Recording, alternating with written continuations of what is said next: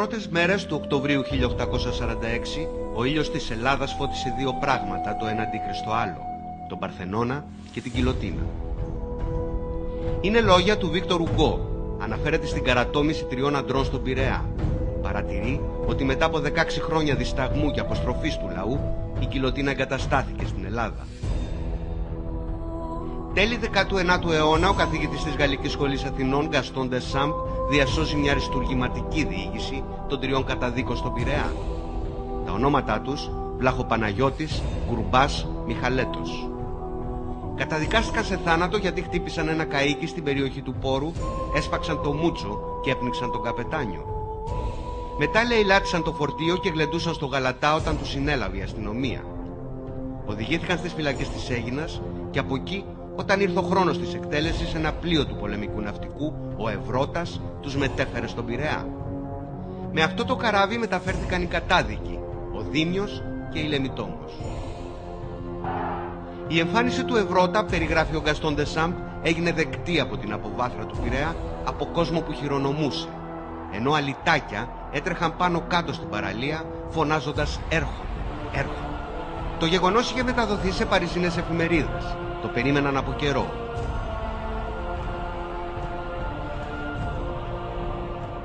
Η Γκιλοτίνα, Λεμιτόμος στα ελληνικά, ήταν ένα μέσον αποκεφαλισμού διαφόρων ληστών και λοιπών κακοποιών στοιχείων και παραγγέλθηκε από την κυβέρνηση του Όθωνα το 1834 στη Γαλλία. Έγινε ειδική παραγγελία να σταλεί από τη Γαλλία στην Ελλάδα η Λεμιτόμος. Η Μαρία Στεφανίδου Λουτσίδου είναι η διευθύντρια του Εγκληματολογικού Μουσείου. Ανήκει στο ιατροδικαστικό τμήμα του Πανεπιστημίου Αθηνών. Εδώ βρίσκεται η ιστορική Λεμιτόμος που για πολλά χρόνια λειτουργούσε για την εκτέλεση της ποινής του θανάτου. Η ιστορική διαδρομή της Λεμιτόμου στην Ελλάδα είναι άρρηκτα συνδεδεμένη με τη συγκρότηση και τη σύγχρονη ιστορία του ελληνικού κράτους. Η επιλογή της Λεμιτόμου ως μέσου θανάτωσης των καταδικασμένων εγκληματιών έγινε από τον βασιλιά Λουδοβίκο I της Βαβαρίας, πατέρα του Όθωνα. Δεν υπήρξε διόλου τυχαία. Σκοπός του Λουδοβίκου ήταν να γίνει αυτό, το εργαλείο θανάτου, ο φόβος και ο τρόμος για τους Έλληνες, ώστε να μην διανοηθούν να αμφισβητήσουν τα κυριαρχικά δικαιώματα του γιου του Όθωνα και της ακολουθίας του. Ήρθε λοιπόν από τη Μασσαλία η Λεμιτόμος στην Ελλάδα με τη συνοδεία του Γάλλου Δημίου, ο οποίος Δήμιος προσφέρθηκε να εκπαιδεύσει τους Έλληνες Δημίους στη χρήση της γκιλοτίνας. Δεν προσφέρθηκε όμως κανένας Έλληνας, δεν προσφέρθηκε να κάνει αυτή τη δουλειά. Θεωρείται μια αποτρόπαια πράξη το να αποκεφαλίσει κάποιους ανθρώπους και γι' αυτό μπόρεσαν και εκπαίδευσαν έναν Ιταλό και έναν Βούλγαρο, έτσι, αυτούς τους δύο Δήμιους, και μάλιστα τις πρώτες δοκιμές τις έκανε ο Γάλλος ο Δήμιος σε κεφάλια προβάτων.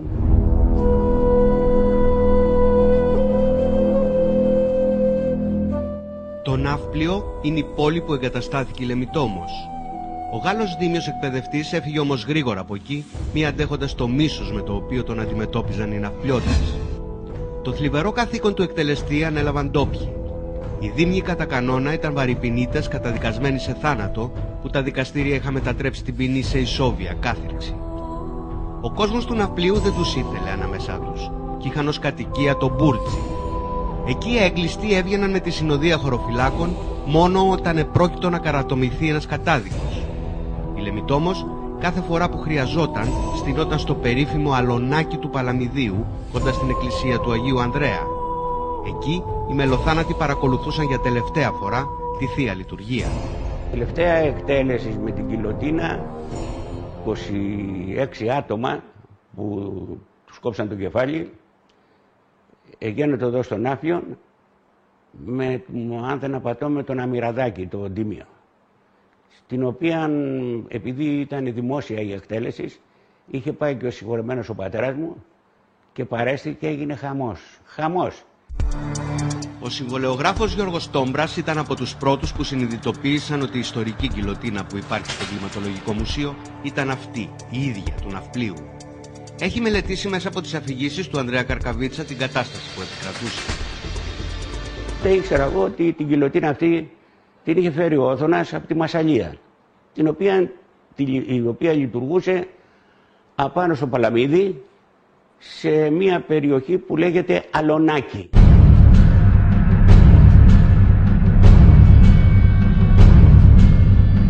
Σήμερα για να δει κανείς το Αλωνάκη πρέπει να διασχίσει δύσβατο μονοπάτι στο Παλαμίδι. Στο χώρο αυτό δεν φυτρώνουν φυτά. Οι ντόπιοι λένε ότι φταίει το αίμα που χύθηκε. Η αιματοχυσία της Λεμιτόμου στο Παλαμίδι γίνεται πρώτο θέμα στις εφημερίδες σε κάθε δημόσια εκτέλεση. Σε κάθε εκτέλεση το δράμα των μελοθανάτων, των συγγενών τους, ακόμη και των ίδιων των δήμιων έπρεπε να μεταφέρουν οι ανταποκριτές εδώ στο Ναύπλιο. Πολλές φορές οι λέξεις που χρησιμοποιούσαν ήταν ανατριχιαστικές. Και είναι πτωχά τα λόγια για να εκφράσω την ευγνωμοσύνη μας για την τιμήνο που μας κάνετε να μας φέρετε και εδώ την ξακουστή γιλοτίνα. Με την γιλοτίνα συγχωριανή θα έχουμε από εδώ και μπρος γλυκύτερον θάνατον. Ο Καρκαβίτσας υπηρέτησε ως στρατιωτικός γιατρός στο Ναύπλιο και είχε επικοινωνία με τους δήμιους. Περιγράφει τον Μπούρτζη ως χιλιόκαλη σπηλιά που έκρυβε 3 δράκους, τους 3 δήμιους, τον Σοφρά από τον Πόρο, τον Αμυραδάκη από την Κρήτη και τον Μπεκιάρη από το Άργος. Έναν άλλο, τον Αλεβιζόπουλο από τη Μεσσηνία, τον αναφέρουν ως λιγότερο μισητό από τους ναυπλιώτες. Τον ανάγκασαν όμως να βγάλει τη φουστανέλα και να ντυθεί φράγκος. Τους δήμιους υπήρχε κίνδυνος ένας δήμιος ο οποίος είχε τραβήξει το σκηνή για τον πατέρα του, για ενός δολοφονημένου πατρός, να πάνε να τον καθαρίσουν τον Αμυραδάκη ή οποιονδήποτε άλλο δήμιο κλπ. Και τους είχαν βάλει μέσα στο Μπούρτζι για να τους φυλάσουν, μην τυχόν τους επιτεθούν οι συγγενείς. Η αμοιβή των δήμιων ήταν 300 δραχμές το μήνα και 100 δραχμές για κάθε καρατόμηση. Τα λεφτά των δήμιων θεωρούνταν ματωμένα, γι' αυτό και η μάνα του Μπεκιάρη, πανφτωχή, ξενοδούλευε για να ζήσει και ποτέ δεν δέχτηκε βοήθεια από το γιο της. Στο Εγκληματολογικό Μουσείο υπάρχουν ορισμένα κεφάλια ληστών που καρατομήθηκαν, όπως του θρυλικού Τζαβέλα. Της δεκαετίας του 1920 περίπου, κανείς δεν ξέρει ακριβώς τον τρόπο συντήρησής τους.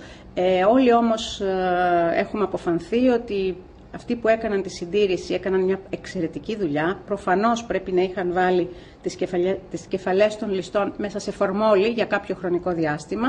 Μετά τις έβγαλαν από εκεί, αφαίρεσαν τον εγκέφαλο και έχουν γεμίσει τις κεφαλές με άχυρο, έτσι, και έκαναν μια εξαιρετική δουλειά, διότι έχουν περάσει περίπου 100 χρόνια από τότε και όμως είναι ακόμη σε καλή κατάσταση οι κεφαλές.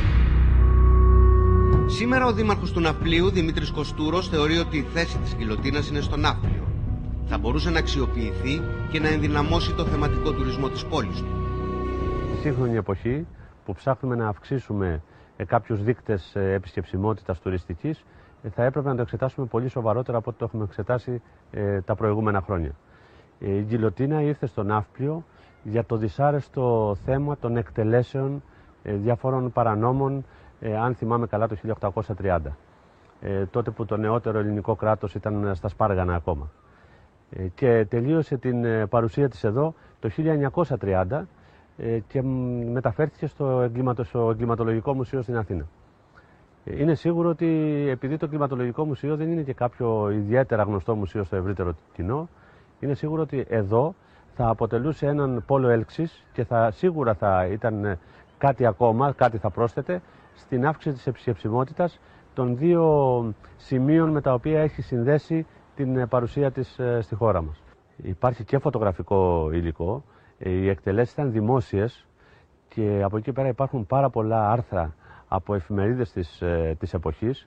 Γενικώς υπάρχουν ακόμα και αναφορές από ποιητές και συγγραφείς, έτσι που θα μπορούσε κάποιος να αποκτήσει μία άποψη για το τι γινόταν εκείνη την εποχή, αλλά και να μπορούσαμε να μιλάμε για ένα παράρτημα του Εγκληματολογικού Μουσείου στην περιοχή μας, που σίγουρα θα ήταν, όπως καταλαβαίνετε, θα έδινε προστιθέμενη αξία σε ό,τι εμείς έχουμε αυτή τη στιγμή.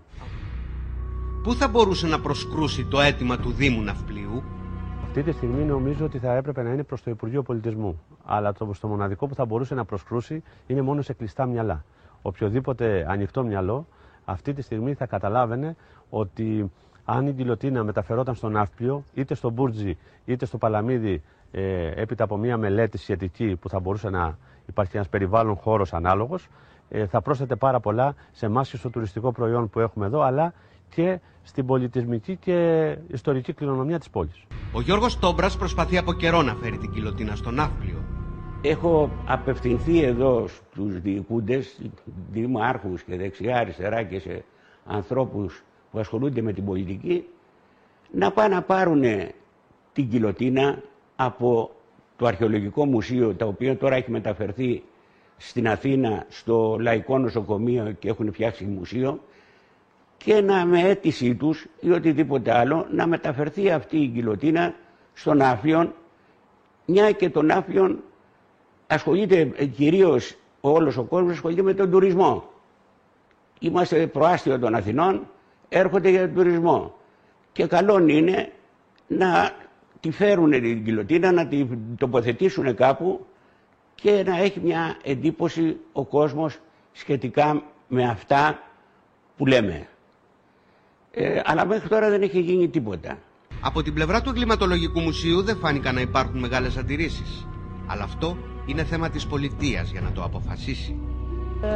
Ίσως να έχουν και αυτοί το δίκιο τους και μάλιστα κατά το παρελθόν είχε ζητηθεί από εμάς η γκιλοτίνα να τους τη δώσουμε για να εκτεθεί στο Ναύπλιο, αλλά εμείς τουλάχιστον δεν μπορούμε να το αποφασίσουμε αυτό, γιατί αποτελεί ένα έκθεμα του Εγκληματολογικού Μουσείου και δεν είμαστε εμείς εκείνοι που θα αποφασίσουμε για τη μεταφορά της. Οι ναυπλιώτες είχαν πρωτοστατήσει κατά της θανατικής ποινής και της απαλλαγής της πόλης τους από την γκιλοτίνα. Ο Γκαστόν ντε Σαν γράφει ότι ποτέ δεν βρέθηκε αξιοπρεπής άνθρωπος να γίνει δήμιος στην Ελλάδα. Και αυτή την ιστορία θέλουν να επιβεβαιώσουν, ζητώντας αυτή τη φορά να επιστρέψει η γκιλοτίνα στο Ναύπλιο.